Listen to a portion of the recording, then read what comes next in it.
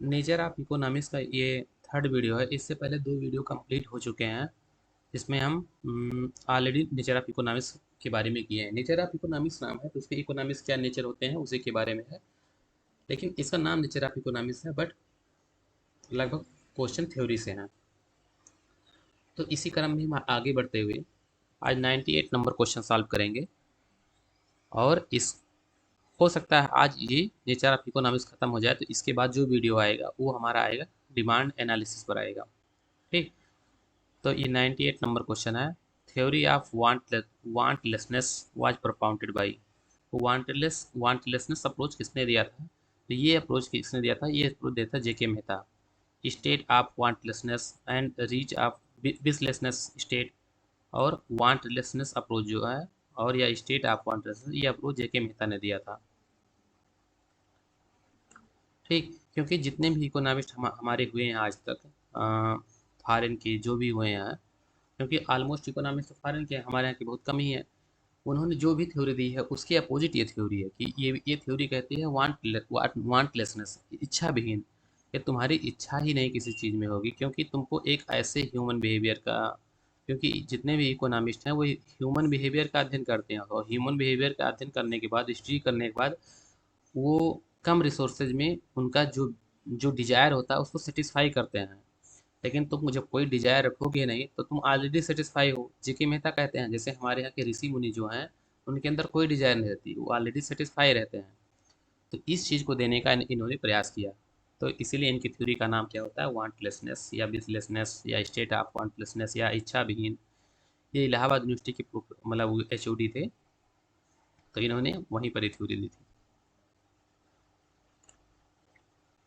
Who is called the father of economics? किसे father of economics कहा जाता है? तो इसको कहा जाता है father of economics Adam Smith. 1776 में इनकी बुक आई थी एक, the wealth of nation, an inquiry into the nature and causes of wealth of nation. तो इन्हें ही फादर ऑफ इकोनॉमिक्स बोला जाता है।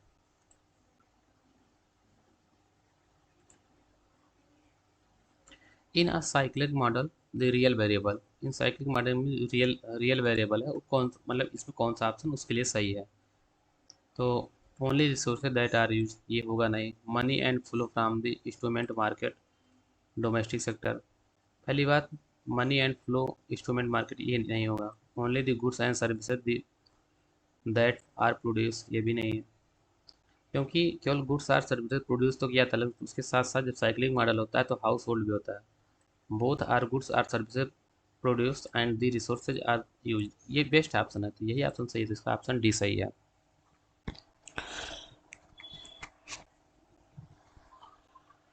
इसी क्रम में आगे बढ़ते हैं। तो 101 नंबर क्वेश्चन है, और 101 नंबर क्वेश्चन,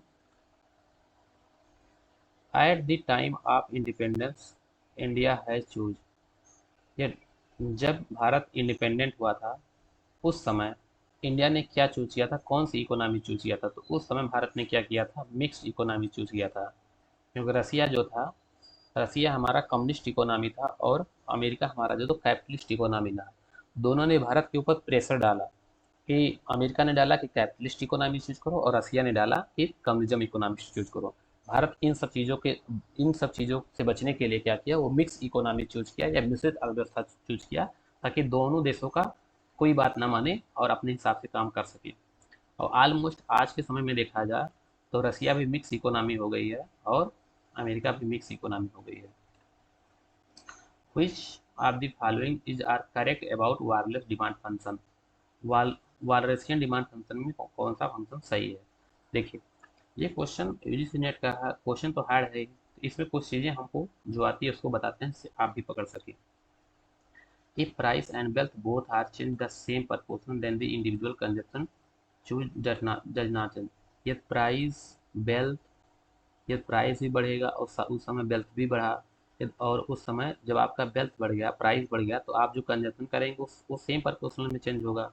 इसलिए मतलब क्या नाम है, कंजप्शन डज नॉट चेंज। क्योंकि वेल्थ भी बढ़ गया और प्राइस भी बढ़ गई। यदि वेल्थ तो आपको बढ़ा, लेकिन प्राइस भी बढ़ गई उसके साथ साथ, तो आपका कंजप्शन इंक्रीज हो ही नहीं सकता, क्योंकि प्राइस बढ़ गई है। तो ये ऑप्शन तो सही है, ई सही है। डी क्या है? Walras Walras last says consumption fully expend is wealth. कह रहा है कि वालदा कंजप्शन में जब हम अपना जो वेल्थ है वो फुली एक्सपेंड करते हैं, क्योंकि यूटिलिटी प्राप्त करने के लिए हमें पूरी यूटिलिटी देखने के लिए हमको पूरा कंजप्शन एक्सपेंड करना पड़ता है। जैसे हम बजट लाइन बनाते हैं, तो बजट लाइन के हम आधे आधे बजट का तो बजट लाइन बनाते नहीं, पूरे बजट का बजट लाइन बनाते हैं, क्योंकि हमको वहाँ भी यूटिलिटी देखना होता है। ठीक है, इसलिए ये भी आपका सही है। तो ई और डी सही हो गया। अब देखिए ऑप्शन ए क्या है, दी वालदा demand function homogeneous of degree zero.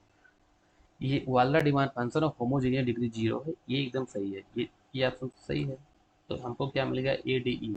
A D E किसी ऑप्शन में मिल रहा है, ए डी ई एक ही ऑप्शन मिल रहा है, डी ऑप्शन सा डी ऑप्शन सही है। बाकी ऑप्शन इसका सी तो सही है, बी गलत है।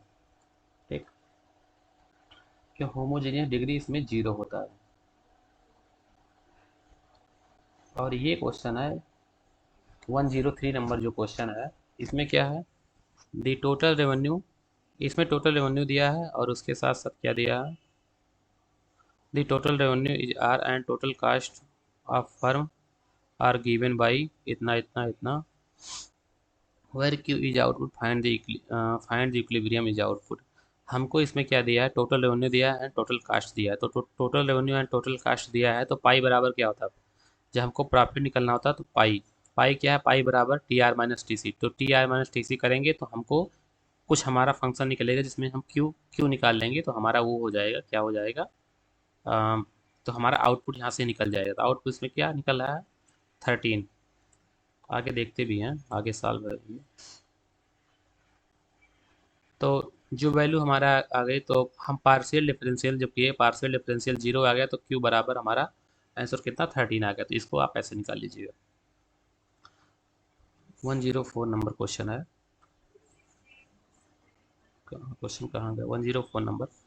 104 नंबर क्वेश्चन भी वैसे है, which of the following condition are satisfied for the rational firm to achieve its equilibrium by maximization subject to question। ये लेग्रांज फंक्शन का क्वेश्चन है। तो इसमें कह रहा है कि हमारा ऑब्जेक्टिव फंक्शन है और उसके बाद सब्जेक्टिव फंक्शन है। तो ऑब्जेक्टिव फंक्शन और सब्जेक्टिव फंक्शन दिया, तो इसका पार्शियल डिफरेंशियल करेंगे तो एक ये आपको ये ऑप्शन मिल जाएगा, और उसके साथ साथ जब पार्शियल डिफरेंशिएशन होगा तो ये डी ऑप्शन मिलेगा, क्योंकि पार्शियल के साथ सेकंड डेरिवेशन भी हो जाएगा और थर्ड मिल जाएगा। तो ये ऑप्शन नंबर इसका बी सही है, इसको आपको करना पड़ेगा।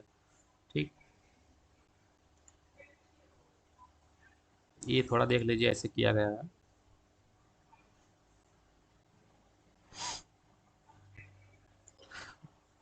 105 नंबर क्वेश्चन है, which of the following condition prevail prevail in the long run equilibrium of industry are achieving the optimal resources। अब इस क्वेश्चन में क्या है, वह कौन सी कंडीशन प्रचलित है जो इंडस्ट्री को लॉन्ग रन इक्विलिब्रियम में ले आएगी ऑप्टिमल रिसोर्सेज में। ऐसा कौन सा कंडीशन है जो ऑप्टिमल रिसोर्सेज के साथ इंडस्ट्री को लॉन्ग रन इक्विलिब्रियम में आएगी, उस चीज़ को देखना है। तो फर्स्ट ऑप्शन क्या है, the output is produce at the minimum feasible cost. Minimum feasible cost होना ही चाहिए, क्योंकि कोई भी आदमी चाहेगा उसकी कास्ट ज़्यादा नहीं लेके मिनिमम फीजिबल कास्ट होगा। ये ठीक है, ये ऑप्शन सही है। उसके साथ क्या है, कंज्यूमर्स पे the minimum minimum possible price just cover the marginal cast the produce. ये भी सही है, कंज्यूमर काहे चाहेगा वो ज़्यादा प्राइस दे, मिनिमम मिनिमम पॉसिबल प्राइस देगा। ये भी ऑप्शन ठीक ही है। उसके साथ क्या है, C, plants are use the fully capacity long run.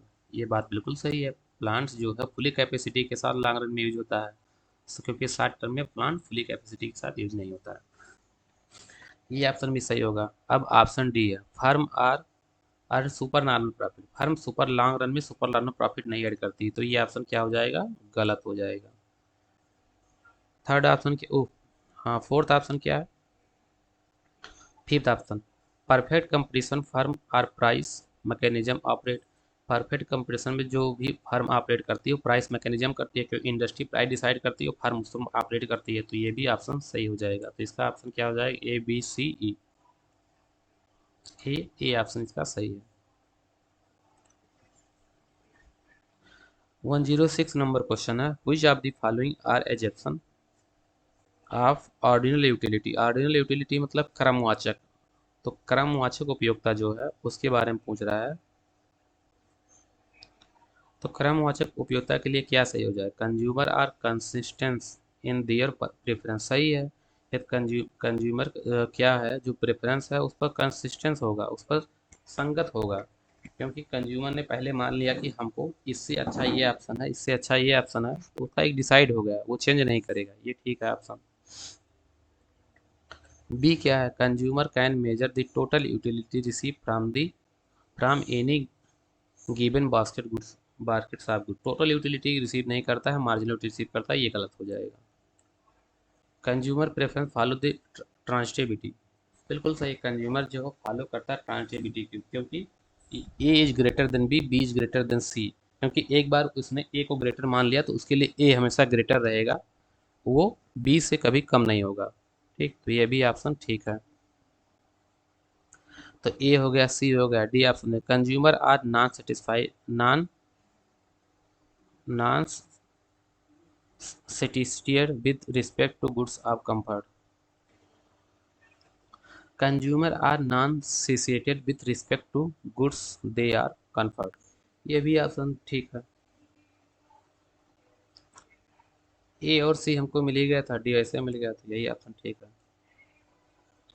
Consumer are irrational, ये हो ही नहीं सकता, कंज्यूमर इरेशनल कैसे होगा, तो ऐसे भी लग सकते हैं, बी और ई गलत हो गया, बाकी ऑप्शन ठीक है।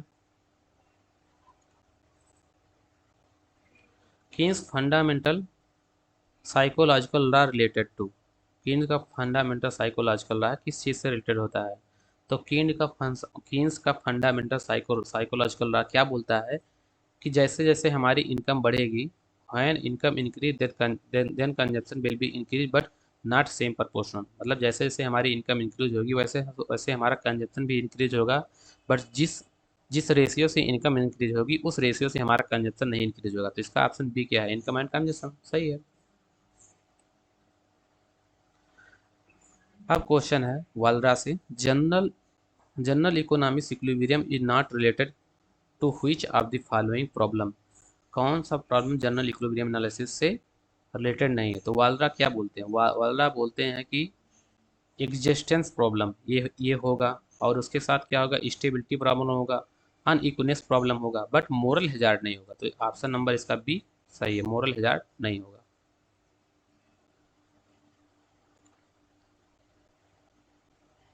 Equilibrium is condition where all of the above. ठीक है, इसका एक बार देख लेते हैं। एक consumer gets some maximum satisfaction, ये बिल्कुल किसी कंज्यूमर को मैक्सिमम इक्विलिब्रियम जब होगा तो मैक्सिमम सेटिस्फेक्शन चाहिए। Producer get to maximum profit, consumer चाहेगा उसको मैक्सिमम प्रॉफिट हो, मतलब मैक्सिमम सेटिस्फेक्शन हो, और प्रोड्यूसर चाहेगा उसको मैक्सिमम प्रॉफिट हो। सी नंबर क्या, all firm gets some maximum output, और सभी फर्म नहीं, A firm gets maximum output, और वह फर्म क्या चाहेगी, हमको मैक्सिमम आउटपुट हो उस इक्विलिब्रियम पर। तो ऑल ऑफ द सभी ऑप्शन सही हैं। 110 नंबर क्वेश्चन है, which of them is not a type of equilibrium. कौन सा इसमें इक्विलिब्रियम टाइप नहीं है, तो प्रोबेबल कोई टाइप ऑफ इक्विलिब्रियम नहीं है, इसलिए ये ऑप्शन सही है। क्योंकि नॉट पूछा है इसलिए प्रोबेबल सही है। स्टेबल भी होता है, अनस्टेबल भी होता है, और न्यूट्रल भी होता है। ठीक, तो ये गलत ऑप्शन, ये सही है।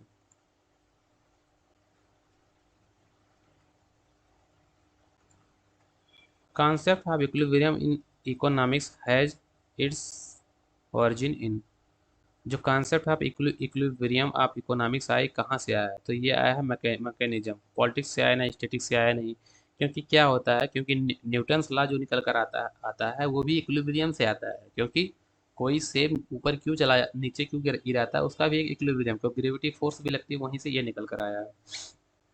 112 नंबर क्वेश्चन है, डिमांड फंक्शन इतना दिया है, 150 माइनस 50p इतना है, और सप्लाई फंक्शन क्या है, 25 प्लस 25p है। तो what would be equilibrium price, तो इक्विलिब्रियम प्राइस क्या होगा, तो डिमांड एंड सप्लाई को इक्वल कर, demand is equal to supply, और डिमांड इक्वल टू सप्लाई करेंगे तो हमारा इक्विलिब्रियम प्राइस निकल जाएगा। यहाँ पर डिमांड इक्वल टू सप्लाई करने पर हमारा इक्विलिब्रियम निकल कर आ गया, पी बराबर 1.66। ठीक,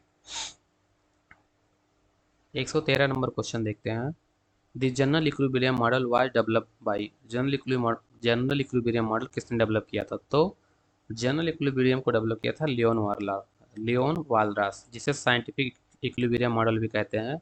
जबकि पार्शियल इक्विलिब्रियम मॉडल की बात आएगी तो वो मार्शल ने डेवलप किया था। Which one of the following is not statics property of general equilibrium model. तो जनरल इक्विलिब्रियम मॉडल के कौन सी प्रॉपर्टी नहीं है, ठीक। तो efficient allocation of resources among firm, ये तो है ही। इक्विलिब्रियम ऑफ कंजप्शन, ये भी है। एफिशिएंट कॉम्बिनेशन ऑफ प्रोडक्ट, ये भी सही है। But efficient distribution of profit, ये है ही नहीं, क्योंकि अलग अलग फर्म होंगे तो उनका डिस्ट्रीब्यूशन प्रॉफिट अलग अलग होगा, ठीक है। तो ये ऑप्शन नहीं है, ऐसा कुछ नहीं बोला गया है। Which of the following is not one of the problem discussed in connecting to general equilibrium analysis? कौन सा प्रॉब्लम इस जनरल इक्विलिब्रियम मॉडल से कनेक्टेड नहीं है? तो एग्जिस्ट, अभी इससे पहले अभी हम बताए एग्जिस्टेंस ऑफ इक्विलिब्रियम, ये भी है। अनइक्विनेस ऑफ इक्विलिब्रियम, ये है। स्टेबिलिटी ऑफ इक्विलिब्रियम, ये भी है। बट ये वाला ऑप्शन नहीं है, बी। तो बी ऑप्शन इसका सही हो जाएगा, यही नहीं है, नहीं पूछा। Which of the following correct statement the connection to household as one of the sector is circular flow of income? कह रहा हाउस होल्ड के साथ इसमें कौन सा ऑप्शन मतलब करेक्ट होगा कि कनेक्ट होगा सही से? तो house hold supply factor of for production, ये सही है, क्योंकि हाउस होल्ड क्या करता है, रॉ मटेरियल प्रोवाइड करता है इंडस्ट्री के लिए। तो यही एक कनेक्ट हो पाएगा अच्छे से सेकेंडरी सेक्टर के साथ, सर्कुलर फ्लो ऑफ इनकम जिसमें होता है, ठीक है। तो ये ऑप्शन ठीक है। और ऑप्शन देख लेते हैं। One house hold implies on family, ये ठीक नहीं है, क्योंकि ये सर्कुलर फ्लो बनाना है। House hold undertaken the investment, house hold कभी इन्वेस्टमेंट करता नहीं, ये गलत है। House hold represent the deficit sector, house hold हमेशा सरप्लस में होता है, कब वो डेफिसिट में होता है, होता ही नहीं। Which of the following, 117 number question है। Which of the following is not consider as one of the four sector of economy in the context of circular flow of model? तो किस कौन सा सेक्टर है जो circular four sector of model लिया जाएगा? तो उसमें वो कंसीडर नहीं किया था। तो फाइनेंशियल सेक्टर कभी नहीं होता है, क्योंकि फोर सेक्टर में क्या होगा, हाउस होल्ड होगा, हाउस होल्ड होगा एक, और एक फर्म होगा, एक गवर्नमेंट होगा, एक फॉरेन सेक्टर होगा, एक हाउस होल्ड भी हो जाएगा। तो कितना होगा, एक, दो, तीन, चार से चार सेक्टर होगा, फाइनेंशियल होगा नहीं। 118 नंबर क्वेश्चन है। When both demand and supply increase in the same proportion then the equilibrium price will be. कह रहा है डिमांड भी इंक्रीज हो जाए और सप्लाई भी इंक्रीज, जब दोनों इंक्रीज होगा तो क्या होगा, तो रिमेन द सेम, क्योंकि कोई चेंज ही नहीं होगा। जब दोनों इंक्रीज होगा तो प्राइस वही रहेगी, जैसे यहाँ ऑप्शन में दिखाया है। क्योंकि यहाँ पर क्या है, क्योंकि डिमांड और सप्लाई पहले यहाँ थी दोनों, डिमांड तो इंक्रीज हुई ऐसे, मतलब डिमांड इंक्रीज होकर यहाँ कुछ जाती, प्राइस ऐसे बढ़ जाती। बट उसी के साथ साथ सप्लाई भी इंक्रीज हो गई, जब सप्लाई इंक्रीज हुई तो वही प्राइस रहेगी, तो यहाँ पर आ गया, इक्विलिब्रियम 2 पे आ गया। 119 नंबर क्वेश्चन है। When supply increase and there is no shift demand then equilibrium price and equilibrium quantity. कह रहा है when supply increase there is no shift demand, यदि क्या हो जाए, सप्लाई इंक्रीज हो जाए और डिमांड नहीं शिफ्ट हो, डिमांड वही रह जाए, तो क्या होगा उस समय, यहाँ से देख सकते हैं। मान लो हमारी सप्लाई इंक्रीज ऐसे हो जाए, ठीक, ऐसे कुछ, और डिमांड हमारी यही रह जाए, ये पहले वाली डिमांड है, यही डिमांड हमारी बनी रह जाए, तो क्या होगा, ये सप्लाई इंक्रीज होके यहाँ आ गई और डिमांड हमारी यही रही, तो इसका मतलब प्राइस फॉल हो जाएगा और क्वांटिटी इंक्रीज हो जाएगी। तो ऐसा ऑप्शन है, तो क्या है, प्राइस फॉल होगी, पहला फॉल होगा और क्वांटिटी इंक्रीज होगी ऐसे। तो फॉल एंड राइज, ये ऑप्शन सही है, ऑप्शन ए सही है।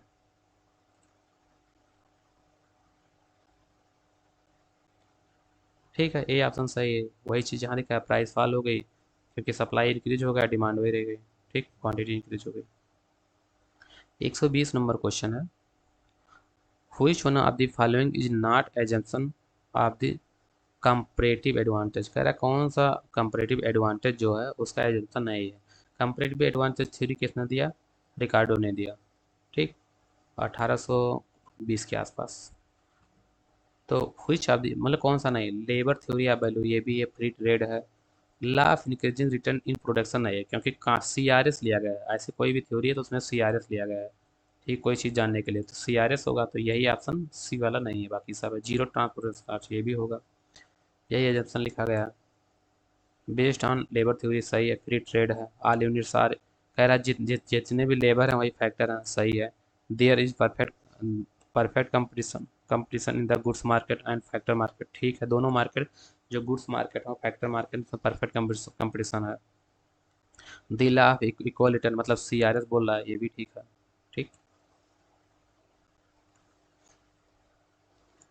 121 नंबर क्वेश्चन है, the equilibrium is unstable and undetermined under, कह रहा है इक्विलिब्रियम जो होगा वो अनस्टेबल एंड अनडिटरमाइंड किसके अंडर होगा, तो एजवर्थ ड्यूओपोली मॉडल।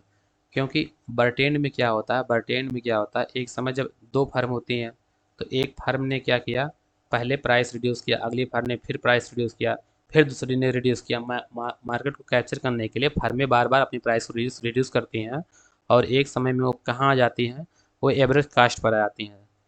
तो एजवर्थ में क्या होता है, वहाँ प्राइस स्टेबल हो जाती है, बट उसमें बर्टेन में, सॉरी बर्टेन में प्राइस स्टेबल हो जाती है, बट एजवर्थ में क्या होता है, मतलब इस बर्टेन में प्राइस तो स्टेबल हो जाती है, लेकिन एजवर्थ में प्राइस स्टेबल नहीं होती, अनडिटरमाइंड अनस्टेबल रहता है, क्योंकि इसमें दो फर्में होती हैं और मार्केट को कैप्चर करने के लिए अपने प्राइस को घटाती या बढ़ाती रहते हैं, इसलिए एजवर्थ मॉडल जो में एजवर्थ मॉडल एक अनस्टेबल प्राइस मॉडल है, इसलिए इसको रट लीजिए।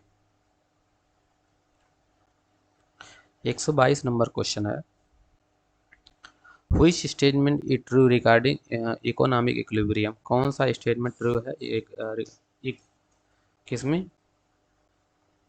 इक्विलिब्रियम रिगार्डिंग इकोनॉमिक इक्विलिब्रियम में। तो फर्स्ट कंसर्न क्या है, अब्सेंट ऑफ मूवमेंट, जो मूवमेंट है इक्विलिब्रियम होने के लिए वो अब्सेंट होना कोई ज़रूरी नहीं है, यदि मूवमेंट होता भी रहेगा तो हम स्टेबल हो सकते हैं, अपने इक्विलिब्रियम पर रह सकते हैं।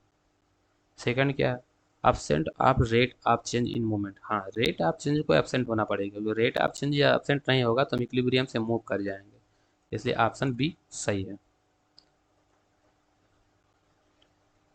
123 नंबर क्वेश्चन है, कह रहा है if supply demand and price are supply determine and price of the commodity then the nature of equilibrium model given below will be. देखिए जब कहीं भी ऐसा फंक्शन लिखा है ST F1PT, तो इसका मतलब वो वालरा का फंक्शन है, और वालरा का फंक्शन है, तो वालरा के फंक्शन में क्या होता है, डिमांड एंड सप्लाई दी हुई है, तो इक्विलिब्रियम में कब आती है, पार्शियल एंड स्टैटिक्स इक्विलिब्रियम में आती है।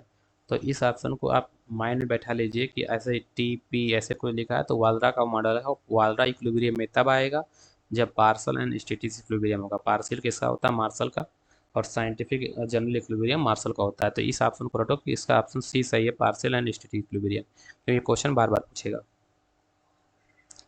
124 नंबर क्वेश्चन है, equilibrium in stable equilibrium, equilibrium कब स्टेबल इक्विलिब्रियम में होगा, तो रिटर्न टू ओरिजिनल इक्विलिब्रियम, कह रहा है कि हम ओरिजिनल इक्विलिब्रियम पर रिटर्न हो जाए, जो इक्विलिब्रियम हमारा था, मान लो ऐसे कुछ, ये डिमांड और ये सप्लाई कि कोई चीज़ करके हम इसी पर आ जाया करें, तो हमारा ये इक्विलिब्रियम होगा। रिटर्न टू ओरिजिनल इक्विलिब्रियम, हाँ ओरिजिनल इक्विलिब्रियम में आएंगे तो ये सही है और जाना ही नहीं कहीं। Move to away from the original equilibrium, original equilibrium से हम दूर यहाँ कहीं भाग जाएंगे, इक्विलिब्रियम थोड़ी ना होगा। ऑप्शन इसका ये सही है। 125 number question, general equilibrium analysis determine, general equilibrium analysis जो डिटरमाइन करता क्या है, देखिए इसका फर्स्ट ऑप्शन है price and quantity in all market simultaneously, price price and quantity in all market simultaneously, ये ठीक लग रहा है। View price and quantity all are market simultaneously clear take the feedback in account, ये option absolutely correct है, ये भी correct है, बट उससे बेहतर ये ऑप्शन है, क्योंकि इसमें क्या है, प्राइस भी दिख रहा है और क्वांटिटी और ऑल मार्केट साइमल्टेनियसली क्लियरेंस है, एक ही प्राइस पर सभी मार्केट क्लियरेंस है और फीडबैक इन अकाउंट, ठीक है, तुमको फीडबैक में मिल जा रहा है, तो ये ऑप्शन सही है। ये वालरा का ही जनरल इक्विलिब्रियम, जो वालरा बोलते हैं कि यदि नाइन्थ मार्केट इक्विलिब्रियम में है तो टेंथ मार्केट ऑटोमेटिक इक्विलिब्रियम में आ जाएगी, तो इसमें क्या हो जाएगा, ऑप्शन बी इसका करेक्ट हो जाएगा।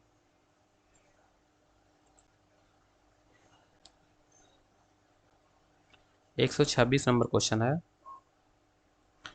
126 नंबर क्वेश्चन है, if the given diagram first and second demand curve इतना इतना, देखिए इसमें दो दो डायग्राम है, इसको ऐसे याद रखिए कि यदि यहाँ क्या है, यहाँ मान लो डिमांड ज़्यादा हो गया और सप्लाई कम हो गया। जब सप्लाई कम है, डिमांड ज़्यादा है, तो प्राइस बढ़ेगी। और यहाँ प्राइस बढ़ने की कोई कंडीशन नहीं, क्योंकि प्राइस यहाँ है।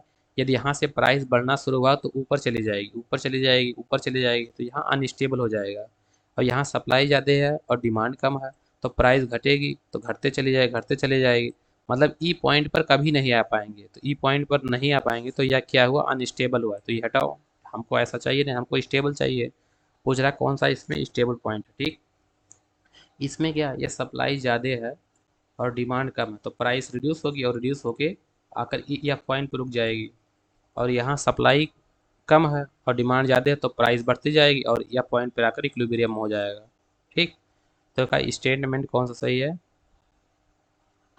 Statement equilibrium at point E the temporary and F is the permanent. E जो है ये पॉइंट ई था, रुकिए, तो पॉइंट ई जो है ये वाला पॉइंट ये टेम्परेरी है, और पॉइंट एफ जो है ये स्टेबल है, परमानेंट इक्विलिब्रियम या पर ही होगा। ठीक, तो ये ऑप्शन हमारा डी सही है। इसको एक और मेथड से समझ सकते हैं कि यदि हमारा डिमांड जो है, डिमांड फंक्शन यदि वो क्या है, मोर इलास्टिक है, या demand function is elasticity is greater then supply function. क्योंकि ये देखिए ज़्यादा इलास्टिक है, ये क्या है, ये इसकी इलास्टिसिटी ज़्यादा है और इसकी इलास्टिसिटी कम है, तो demand function is more elastic supply function, इसका मतलब स्टेबल इक्विलिब्रियम है। तो इसको ऐसे याद रखिए, क्योंकि अभी क्वेश्चन आगे भी आएगा इसका। तो इसका ऑप्शन डी सही है। Which of the following is not a problem related to general equilibrium, कौन सा स्टेटमेंट यहाँ है जो जनरल इक्विलिब्रियम के प्रॉब्लम से रिलेटेड नहीं है। एक्जिस्टेंस प्रॉब्लम ये तो होती है, स्टेबिलिटी प्रॉब्लम होती है, स्पेसिफिक प्रॉब्लम नहीं होती है, तो ये ऑप्शन हमारा सही है। ये सब होता है। ठीक, तो इसका बी ऑप्शन सही है।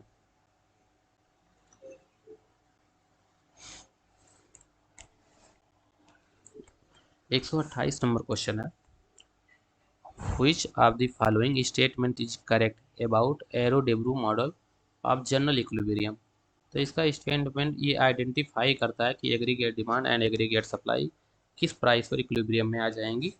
तो ऐसे चीज को आइडेंटिफाई एरो डेब्रू मॉडल करता है। तो goods are identified where there are to be give to given price होना चाहिए, तो ठीक है, यही ठीक है।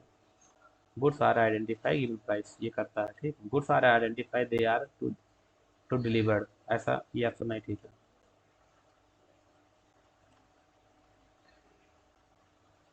वन 129 नंबर क्वेश्चन है, what is use in Walras general equilibrium. What is use in Walras general equilibrium. तो वालरा जनरल इक्विलिब्रियम क्या यूज करता है, simultaneous equation system, simultaneously equation system use करता है। तो ये ऑप्शन इसका सी सही हो जाएगा। कभी भी साइमल्टेनियसली लीनियर इक्वेशन आया तो ये नहीं होगा। ठीक, लीनियर आगे मतलब थोड़ा सा अच्छा लग रहा है कि लीनियर होता है, लेकिन लीनियर को नहीं लगाना है। ठीक, हमको लगाना किसको, साइमल्टेनियसली इक्वेशन सिस्टम। ठीक, ये साइंटिफिक मॉडल भी है जनरल इक्विलिब्रियम का। 130 नंबर क्वेश्चन है, general equilibrium refers to situation in the which all economics unit maximization objective function and at the same time all of price remain the equilibrium reach the all market upset। ये statement किसका है, ये statement किसका है, वालरा का है। कह रहा है कि कुछ ऐसा प्राइस हो जिस पर सभी मार्केट एक साथ क्लियरेंस में आ जाए, सभी प्राइस सब चीज़ इक्विलिब्रियम में आ जाए, तो स्टेटमेंट ये करेक्ट है। वालरा यही चीज़ बोलते हैं, नाइन्थ मार्केट इक्विलिब्रियम में है तो टेंथ मार्केट ऑटोमेटिक इक्विलिब्रियम हो जाएगा। और सब चीज़ वही करा, आल मार्केट और आर मार्केट रीच इक्विलिब्रियम, मतलब रीच सभी मार्केट इक्विलिब्रियम पर पहुंच जाए, तो ये वालरा का स्टेटमेंट है। 131 नंबर क्वेश्चन है, अकॉर्डिंग टू काव्य model under what condition will be state तो स्टेबल इक्विलिब्रियम कब होगा, ये काव्य मॉडल में जब डिमांड एंड सप्लाई दिया हो, ये डिमांड हो गया और ये सप्लाई हो गया। तो हम इससे पहले अभी क्या बताएं वालरा मॉडल में कि demand elasticity is greater then supply elasticity. और वही चीज़ यहाँ पूछ रहा है कावे मॉडल में कब स्टेबल इक्विलिब्रियम में होगा। तो excess demand elasticity is equal to excess supply elasticity, ये नहीं होगा, यहाँ हो जाना चाहिए कुछ ऐसे, excess demand elasticity of demand is greater than excess supply of elasticity. तो ये ऐसा ऑप्शन होगा तो सही होगा। आगे देखते हैं ऐसा कोई ऑप्शन है। बी नंबर ऑप्शन है access demand elasticity of greater than excess supply elasticity, ये ऑप्शन सही है। यही चीज़ अभी हम बोल रहे थे और यही चीज़ होगा। अभी ऐसे ग्राफ बनाएंगे, ये हमारा डिमांड और ये सप्लाई। तो ये डिमांड जब हो जाएगा और ये सप्लाई होगा तो यहाँ इलास्टिसिटी इस पर ज़्यादा है और इस पर कम है। ठीक, इसको ऐसे कुछ होना चाहिए, ऐसे सप्लाई को ऐसे होना चाहिए, ये सप्लाई होगा। Market equilibrium is shown the diagram below. कह रहा है ये मार्केट इक्विलिब्रियम में जो डायग्राम दिखाया जा रहा उसमें ये किसका है, वालरा का है कि मार्शल का। ये तो मार्शल का ही है बट इसमें वालरा का है दिया है क्योंकि वालरा का कुछ ऐसे होता है, वहाँ का सप्लाई कुछ ऐसे जाएगा, ऐसे। ठीक, तो वालरा ही सही मानो। इक्विलिब्रियम की बात आएगी तो वालरा ही मानना पड़ेगा, यदि पार्शियल आ गया तो Marshall. The first scientific analysis general equilibrium through was submitted. तो ये सबसे पहले जो साइंटिफिक एनालिसिस जनरल इक्विलिब्रियम का किया था वो लियोन वालरा ने किया था। ठीक, which of the following economist is known as the founder of partial equilibrium. यह पार्शियल इक्विलिब्रियम की बात कर दिया। अब फाउंडर इसके पार्शियल इक्विलिब्रियम कौन है, तो इसके पार्शियल है अल्फ्रेड मार्शल। ठीक,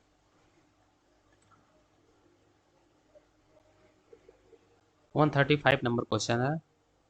the suffix of general equilibrium and partial equilibrium is related.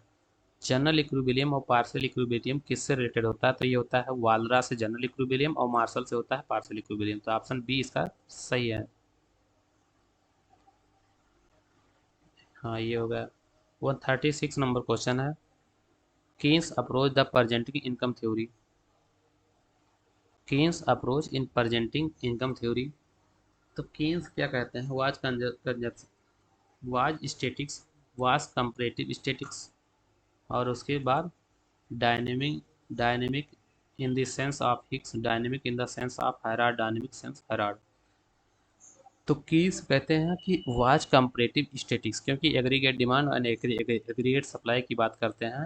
उनका कहने का मतलब होता है Keynes approach the presenting income theory was comparatively statics according to the Keynes income approach the equilibrium level of national income and.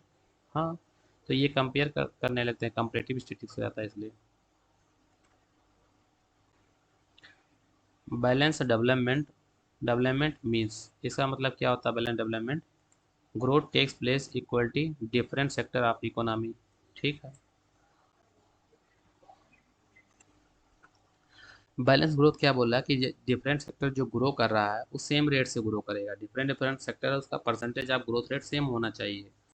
ऐसा नहीं है कि सब में इन्वेस्टमेंट सेम हो, क्योंकि डिफरेंट बैलेंस ग्रोथ होना चाहिए, सब में परसेंटेज ऑफ ग्रोथ सेम होना चाहिए। ठीक, तो growth takes place equality different sector of the economy, सही ऑप्शन है ये, बिल्कुल सही है। According to Pigou an example of stable equilibrium. Pigou जो बोलते हैं स्टेबल इक्विलिब्रियम का, पीगू बोलते हैं स्टेबल इक्विलिब्रियम कब होगा, जब एक हैवी शिप को हम पानी में डाल देते हैं तो स्टेबल इक्विलिब्रियम में होती है। उसकी बात करते हैं, एग्जाम्पल देते हैं। तो आप बुक पढ़े होंगे तो याद होगा, उसमें हैवी शिप की बात की गई। हैवी शिप जो होती है वो स्टेबल इक्विलिब्रियम में होती है। कोई अंडा है, सिंगल एक्स जो है, कोई अंडा रखा हुआ है तो अंडा क्या इक्विलिब्रियम में नहीं है। लेकिन हैवी शिप जो है, पानी की जो पेंदी समुद्र पर रहती है वो स्टेबल इक्विलिब्रियम में पाई जाती है। In economy the concept of equity firm has been propounded। इसको किसने propound किया था, तो इसको पीगू ने propound किया था। क्योंकि इक्विटी ऑफ फर्म की बात पीगू करते हैं तो इसका ऑप्शन सही हो जाएगा B. 140 number question, equilibrium means, equilibrium means क्या होता है, तो if firm of state of changelessness the situation when the consumer gets the maximum utility, सही है, सही है। The situation when the production takes place at the minimum cost, कोई production चाहेगा, कोई प्रोड्यूसर चाहेगा हम मिनिमम कास्ट पर प्रोडक्शन करें, ये भी ठीक है। तो ऑप्शन डी सही, all of the above. 141 number question है। Compare the Marshall and Walras and market the appropriate statement. ये कह रहा है वाल्द्रा और हम मार्शल को कंपेयर करें तो कौन सा ऑप्शन अप्रोप्रिएट है। तो हम ऑप्शन ए देखते हैं, what Marshall consider to be stable balance Walras calls the unstable equilibrium. Walras का क्या होता है, मार्शल का तो स्टेबल होता ही है, पार्शियल स्टेबल होता है, बट वाल्रा क्या होता है, वाल्रा का स्टेबल होता है और अनस्टेबल भी होता है, अनइक्विनेस स्टेबल होता है। तो उसमें बहुत कुछ चीज़ें होती हैं, तो इसीलिए इसका क्या बोल रहा है कि मार्शल का जो टोटली स्टेबल होता है और इसका अनस्टेबल होता है, ये ऑप्शन ठीक है। Marshall and Walras analysis different basis. Marshall analysis scientific and Walras unscientific, ये गलत है। मार्शन जो है वो अनसाइंटिफिक है और जो Walras scientific. Walras analysis is scientific and Marshall is unscientific, ये ऑप्शन ठीक है। बट इस सब में बेहतर ऑप्शन ये है, ए, तो इसका ऑप्शन ये सही होगा। डी ऑप्शन भी ठीक था, बेहतर ऑप्शन लेकिन ए है। Which of the following equation is known as Walras. तो एक ही प्राइस P1 प्राइस पर क्या होता है, पी एक ही प्राइस पर सभी मार्केट इक्विलिब्रियम में होगा। P1 को कामल कर लिए तो क्या हो जाएगा, summation of supply and summation of demand equilibrium P1 price पर, तो ऑप्शन ये सही हो जाएगा। 143 नंबर क्वेश्चन है, the point of intersection the demand and supply curve is determine. कह रहा है ऐसा पॉइंट जहाँ इंटरसेक्शन हो डिमांड एंड सप्लाई का, तो वहाँ क्या होगा, equilibrium price demand and supply, all D सही है। Partial equilibrium approach is called, partial equilibrium approach को क्या बोलते हैं, मार्सिलियन अप्रोच बोलते हैं, तो ऑप्शन नंबर बी इसका सही होगा, मार्सिलियन अप्रोच बोलते हैं। और लियोन वाला अप्रोच क्या है, साइंटिफिक अप्रोच है, जनरल इक्विलिब्रियम अप्रोच है। 145 नंबर क्वेश्चन है, if slope of the demand curve is less than and slope of the supply curve then the nature of equilibrium. कह रहा है कुछ ऐसा हो, स्लोप क्या हो, slope of demand curve is less, मतलब सप्लाई का स्लोप ज़्यादा हो और डिमांड कर्व का स्लोप कम हो। ये डिमांड कर्व तब ऐसा बनेगा, ये हो जाएगा डिमांड कर्व, ये हो जाएगा सप्लाई कर्व। कह रहा है अब क्या होगा, ये डिमांड यहाँ है, सप्लाई यहाँ है, तो कभी भी हम ई पॉइंट, मान लो ये हमारा पॉइंट, ये वाला पॉइंट ई है, रुकिए एक मिनट, हाँ ये पॉइंट मान लो हमारा ई है, तो इस पॉइंट पर कभी आ भी नहीं पाएंगे, ठीक। तो ये क्या हो जाएगा, ये हमेशा डायनेमिक ही रहेगा, कभी भी स्टेबल इक्विलिब्रियम में नहीं आ पाएंगे, डायनेमिक रहेगा, ठीक। अब जो अगला वीडियो आएगा वो हमारा आएगा डिमांड एंड एनालिसिस पर, क्योंकि हमारा ये वीडियो कंप्लीट हो गया नेचर ऑफ इकोनॉमिक्स। अब जो स्टार्ट होगा, क्योंकि हमारा जो वीडियो चल रहा है ये चैप्टर बाई चैप्टर चल रहा है, चैप्टर वाइज चल रहा है, तो आप इससे बेहतर तरीके से तैयारी कर सकते हैं। कोई एक चैप्टर पढ़िए तो उसका आंसर, मतलब उसका क्वेश्चन सॉल्व करिए। अब जो हमारा आएगा वो डिमांड एनालिसिस से आएगा। अब जो क्वेश्चन है वो डायनेमिक नहीं होंगे, क्योंकि नेचर ऑफ इकोनॉमिक्स में हम क्या पढ़े हैं, इसमें डायनेमिक क्वेश्चन थे, जितना भी क्वेश्चन है क्या है, डायनेमिक है। बट अब डायनेमिक क्वेश्चन नहीं आएगा, क्योंकि नेचर ऑफ इकोनॉमिक्स बता रहा था होल इकोनॉमी, तो उसमें होल इकोनॉमी की बात करने लगा, तो सब जगह से क्वेश्चन था, बट यहाँ सब जगह से क्वेश्चन नहीं होगा, ठीक। तो अगला वीडियो जो हमारा आएगा वो डिमांड एनालिसिस पे आएगा।